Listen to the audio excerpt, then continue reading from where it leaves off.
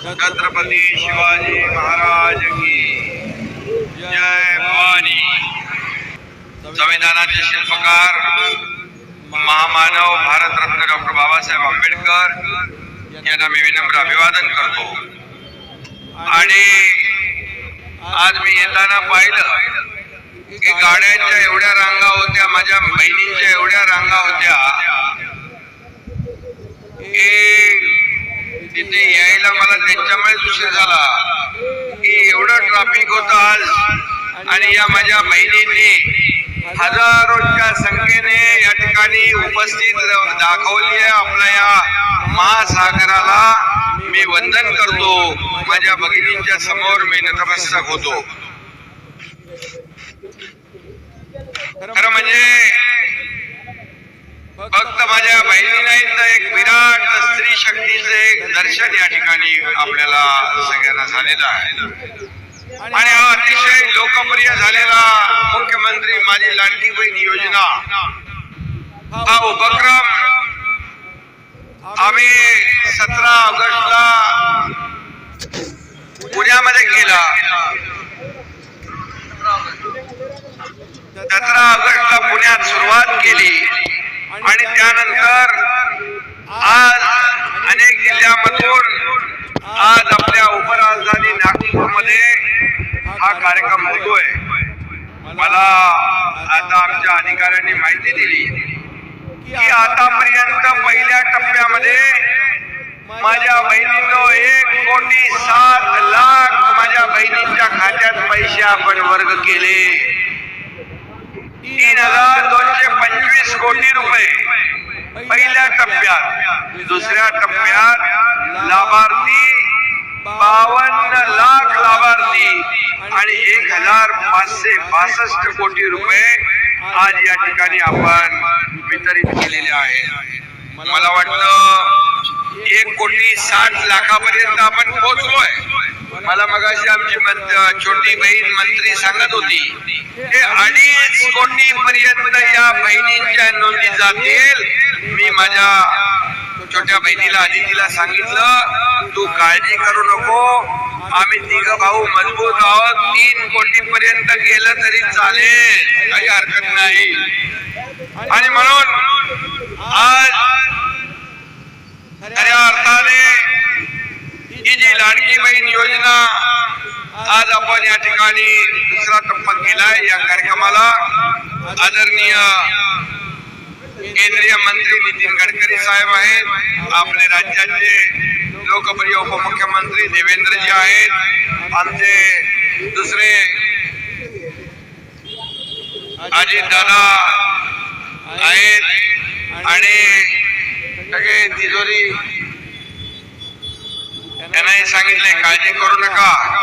तिजोरीमध्ये आपले जे पैसे आहेत हे पैसे सर्वसामान्य लोकांचे आहेत, माझ्या बहिणींचे आहेत, माझ्या भावांचे आहेत।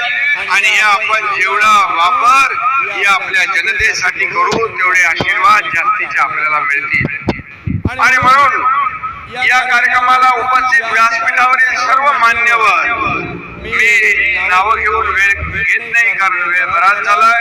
उशीर झाल्याबद्दल दिलगिरी देखील व्यक्त करतो, परंतु राज्यातील माझ्या करोडो बहिणींच्या चेहऱ्यावर जो आनंद आहे तो आनंद पाहिल्यानंतर खऱ्या अर्थाने सरकार म्हणून, शासन म्हणून एक समाधान मिळतं की आपण काहीतरी लोकांच्या कामी येणाऱ्या योजना करतोय।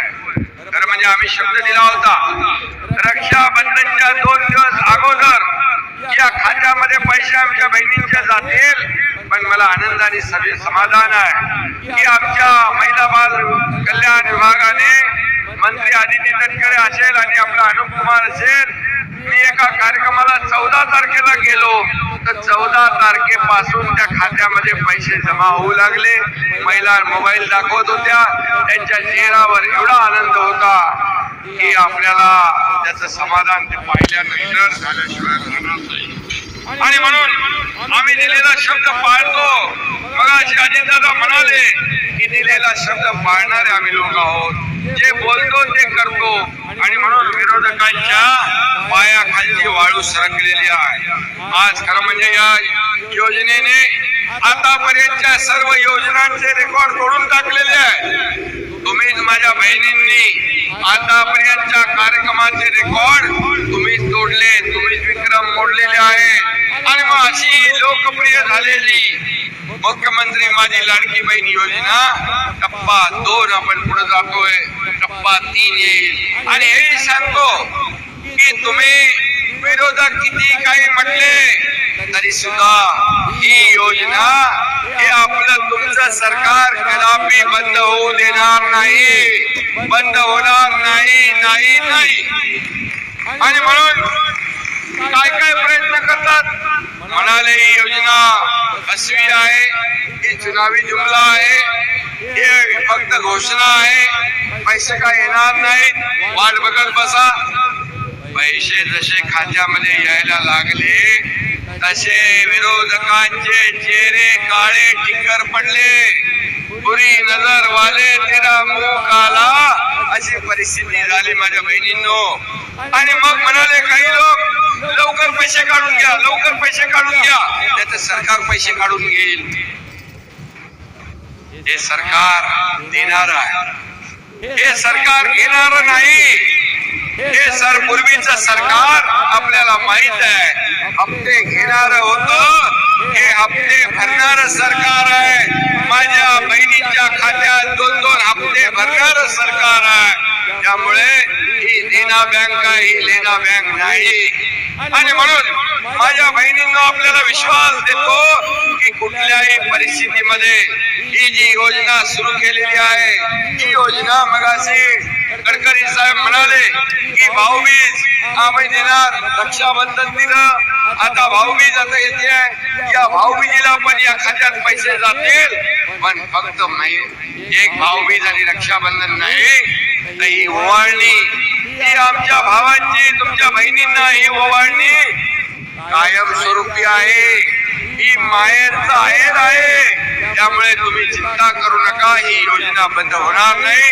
आणि एवढंच सांगतो, तुम्ही जर सरकारची ताकद वाढवली, सरकारची ताकद वाढवली, सरकारची आर्थिक ताकद वाढली, आपण पाहतोय राज्यामध्ये विकासाची कामं सुरू आहेत, अनेक योजना सुरू आहेत. आणि माझ्या बहिणींनी सरकारची ताकद वाढवली तर फक्त आम्ही 1,500 पर्यंत थांबणार नाही. तुम्ही जशी सरकारला ताकद द्याल, 1,500चे 2,000 होतील, 2,000चे 2,500 होतील, 2,500चे 3,000 होतील. किंवा माझ्या बहिणींनो, याहीपेक्षा जास्ती देण्याची दानत आमची आहे. जेव्हा आमची ताकद वाढेल तेव्हा आम्ही तुम्हाला देताना हात आकडता घेणार नाही. हा शब्द आम्ही तुम्हाला द्यायला आलेलो आहे. आणि म्हणून विरोधकांनी किती आकांडतांडव केलं. मगाशी देवेंद्रजींनी सांगितलं की कोण, मगाशी आशिषने कागद दाखवला मला कोर्टाचा, अनिल पलकड काय, अनिल वलपंडी, वडपल्ली तो आडवाच पडणार आहे. कारण तोही कोर्टात गेलाय का, तर मुख्यमंत्री माझी लाडकी बहीण योजना बंद करा म्हणून. यापूर्वी देखील काही लोक कोर्टात गेले, त्यांचा इतिहास तपासा, त्यांचा पार्श्वभूमी बघा, कुणाचे आहेत ते लोक. म्हणजे एकीकडे बदनाम करायचं आणि दुसरीकडे कोर्टामध्ये जायचं. मी त्यावेळी म्हणालो होतो, उच्च न्यायालय माझ्या बहिणींवर अन्याय नाही करणार, माझ्या बहिणींना न्याय देणार. आणि मग मुंबई हायकोर्टाने त्याची याचिका फेटाळून टाकली आणि माझ्या बहिणींचा मार्ग मोकळा केला. आणि आता पुन्हा त्या ठिकाणी गेले. खरं म्हणजे मला सांगा, सर्वसामान्य बहिणींच्या खात्यात 1,500 रुपये गेले तर तुमच्या पोटात का दुखतं? पहिले म्हणायचे 1,500 रुपयाने काय होतं, 1,500 रुपयाने तुम्ही काय बहिणींना विकत घेताय, महिलांना तुम्ही लाच देताय. मला सांगा, मगाशी दादा म्हणाले सोन्याचा चमचा घेऊन जन्माला आलेले आणि पैशाच्या राशीमध्ये लोळण घेणाऱ्या लोकांना 1,500ची किंमत करणार नाही. माझ्या या ग्रामीण भागात, शहरी भागात सर्वसामान्य बहिणी ज्या प्रपंच चालवतात, कुटुंब चालवतात, त्यांना कसरत करावी लागते. मी गरिबी पाहिली आहे. आम्ही काय असं सोन्याचा चमचा घेऊन आलो नाही. आम्ही पण शेतकऱ्याच्या कुटुंबातून जन्माला आलोय, सर्वसामान्य कुटुंबातून जन्म घेतलाय. आमची आई कशी कसरत करायची घर चालवताना हे मी जवळून पाहिलेलं आहे. आणि म्हणून याची धग काय, याची गरज काय, या माझ्या समोर बसलेल्या बहिणी ज्या आहेत यांच्यापेक्षा जास्ती कुणाला समजणार. आणि म्हणून मगाची ती चित्रफित पाहिली आपण, काय परिस्थिती आहे. 1,500 रुपये आल्यानंतर घरातल्या माझ्या बहिणी मुलांना काहीतरी घेतील, नवऱ्याला काहीतरी घेतील, सासू सासऱ्याला काहीतरी घेतील आणि आपला प्रपंच पुढे नेतील. काही महिला त्यांनी छोटे मोठे उद्योग सुरू केले, त्याच्यामध्ये म्हणाले आम्ही पैसे जमा करून याच्यात टाकू, भांडवल वाढवू आणि आमचा व्यवसाय वाढवू. म्हणजे ही अर्थव्यवस्थेला चालना देणारी योजना आहे. खऱ्या अर्थाने अर्थव्यवस्था वाढवणारी, चालवणारी माझ्या बहिणीपेक्षा दुसरा कोणीच मोठा असू शकत नाही. कारण त्यांना महिन्याचा जो काही खर्च आणि कुटुंब चालवताना जे काही कसरत करावी लागते त्या माझ्या बहिणींपेक्षा दुसऱ्या कुणालाही माहित नाही. आणि म्हणून आम्ही ही योजना सुरू केली. या योजनेने सगळे रेकॉर्ड मगाशी म्हटल्याप्रमाणे तोडले आणि खऱ्या अर्थाने ही योजना एवढी लोकप्रिय झाली आहे की विरोधकांच्या पायाखाली वाळू सरकली आहे. आणि मी म्हणून ती मगा जशी तुम्ही ताकद द्याल ती ओवाळणीची रक्कम आम्ही भाऊ तुमची ओवाळणीची रक्कम वाढवत जाऊ. हे तो ट्रेलर है, पिक्चर अभी बाकी है. पुढे बघा काय काय होतंय ते. आणि आम्हाला तुम्हाला देताना काही आता करता घेणार नाही.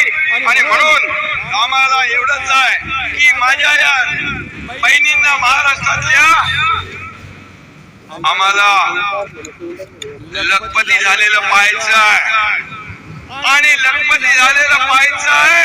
आणि यामध्ये कालच या ठिकाणी आदरणीय प्रधानमंत्री नरेंद्र मोदीजींनी देखील लखपती दीदी या ठिकाणी ही योजना सुरू केली. मला वाटतं लखपती दीदी मध्ये 3 कोटी मधले 50 लाखांपेक्षा जास्त लाभार्थी या महाराष्ट्राचे झाल्याशिवाय राहणार नाही अशा प्रकारचा विश्वास या ठिकाणी व्यक्त करतो. खरं म्हणजे आज 9 ठिकाणी हा कार्यक्रम झालाय. आजचा हा कार्यक्रम पाहिला तर राज्यातला नवदुर्गाचा सन्मान आहे असं म्हटलं तर वावगं ठरणार नाही. आणि म्हणून मी आपल्याला एवढं सांगतो की मला काही लोकांनी सांगितलं की आम्ही आता महिला लाडकी बहीण आपण केलंय, तुमच्या मुलांचाही विषय घ्या आणि लाडका भाऊ देखील आपण घेतला. एका घरामध्ये 12वी डिप्लोमा डिग्री असेल तर त्याला देखील आपण प्रशिक्षण भत्ता देण्याचा निर्णय घेतलेला आहे. म्हणजे एका घरात आपण मुलगी शिकणारी असेल, तिला डॉक्टर, इंजिनियर, वकील बनायचं असेल, तुम्हाला मी सांगतो सरकार संवेदनशील किती आहे. सरकारने जेव्हा सरकारला एक बातमी कळाली की एका मुलीने आत्महत्या केली, आत्महत्या केल्यानंतर ती बातमी मी पाहिली स्वतः. माझ्या दोन्ही उपमुख्यमंत्र्यांची माझी चर्चा झाली, चंद्रकांत दादा पाटील मंत्री यांच्याशी चर्चा झाली आणि त्यामध्ये मुलीने आत्महत्या का केली तर 50% फी जी आहे ते पालक भरू शकले नाही आणि आपल्या पालकांवर आपला भार बोजा नको म्हणून त्या मुलीने आत्महत्या केली. मी सांगितलं हे सरकार आपण सर्वसामान्यांचं सरकार म्हणतो, मग या सरकारमध्ये मुली शिक्षणासाठी आत्महत्या करत असतील तर हे आपल्यासाठी घोषणाबद्ध नाही. आणि माझ्या बहिणीनं त्या दिवशी सरकारने निर्णय घेतला की ज्याला उच्च शिक्षण ज्या बहीण मुलीला घ्यायचं आहे त्यांना 100% फी मध्ये सवलत देण्याचा निर्णय आपण घेतला. आणि म्हणून मी आपल्याला एवढं सांगेन की हे देणारं सरकार आहे, हे घेणारं सरकार नाही आणि दिलेला शब्द पाळणारं सरकार आहे. आणि म्हणून जे लोक आपल्या विरोधामध्ये कोर्टात जात आहे या सावत्र भावांपासून सावध राहा. जे आपल्या योजनेमध्ये कोणा घालताय त्यांना योग्य वेळी सोडा दाखवण्याचं काम आपण करा. का तुम्ही तुमची योजना बंद पडायला गेलात? का तुम्ही आमच्या योजनेला बदनाम करताय? का तुम्ही आमच्या योजनेच्या विरोधात कोर्टात जाताय? त्यांना विचारण्याची आवश्यकता आहे. आणि इकडे विरोध करायचा आणि तिकडे बोर्ड लावायचे आणि त्याचं श्रेय घेण्याचं काम करायचं असं दुटप्पी भूमिका जे लोक घेत आहेत त्यांना आपण बिलकुल लक्षात ठेवा. आणि त्याचबरोबर एक जे काय आता महिलांना म्हणाले मुख्यमंत्री माझी लाडकी बहीण योजना दिली, आता आम्ही सुरक्षित बहीण देखील देणार. माझ्या बहिणीवर, माझ्या बहिणीवर, माझ्या मुलीबाळींवर कोणी अत्याचार अन्याय करेल तर त्याला काय दिलं पाहिजे?